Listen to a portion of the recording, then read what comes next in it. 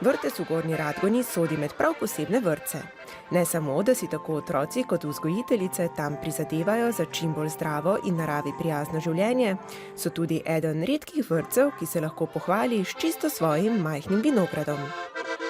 V vrtcu Manka Golarja Gornja Radgona smo si pridobili naziv ekovrtec. Mi imamo tudi dva prenovljena vrtca, ki sta prva pasivna vrtca v tem slovenskem prostoru. In to je bil nekako tudi začetek, da je bilo potrebno to filozofijo prenesti tudi na vsebino dela z otroci. Veliko je ekoloških vsebin v našem vrtcu, ampak tale trgatev je povezana tudi s tradicijo. Zdi se mi, da tisti, ki živimo v teh vinorodnih krajih, da je prav, da ohranjamo to kulturo, da ohranjamo to tradicijo. In če imamo že od 93. leta posajeno trto pri vrtcu, bi bila res velika škoda, da tega ne bi izkoristili. Z otroki se ves teden pogovarjamo o tej trgatvi, dogovarjamo se, kaj bomo počeli, se pravi, da bomo prinesli predpasnike, da rabimo škornje za to. Nekaj smo že grozdja nabrali in smo ga osmukali, kot radi rečemo, da so kuharice že skuhale marmelado. Potem so otroci tudi izdelali plakat za današnjo trgatev. Kaj ste danes delali? Grozdja pobirali. In si jih nabrala dosti? Kje pa imaš grozdje? Zdaj sem jih že razsipala.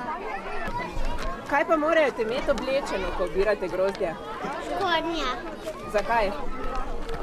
Ker je mokra trava. Kaj boste pa naredili z grozdjem?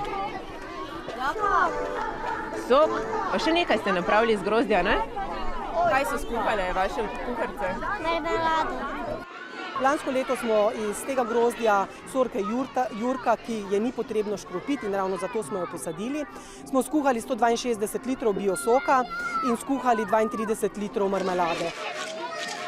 Malčkom so na pomoč pri obiranju grozdja priskočili tudi njihovi najbližji sosedi. Dobili smo pomoč naših sosedov iz doma starejših občanov. Že petič se takole skupaj družimo na tej tradicionalni trgatvi. Sicer pa smo zelo dobri sodelavci. Velikokrat imamo cel načrt za celo šolsko leto sodelovanja.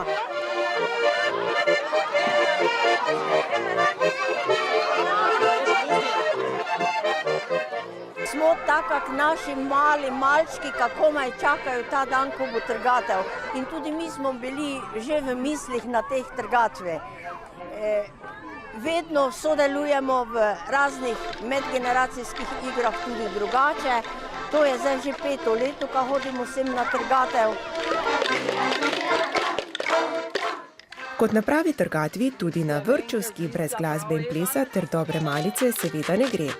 Tako stari kot mladi obiralci grozdja pa se že veselijo prihodnjih mesecev, ko bodo vrtičkarji in upokojenci znova združili moči pri številnih novih jesenskih in novoletnih projektih.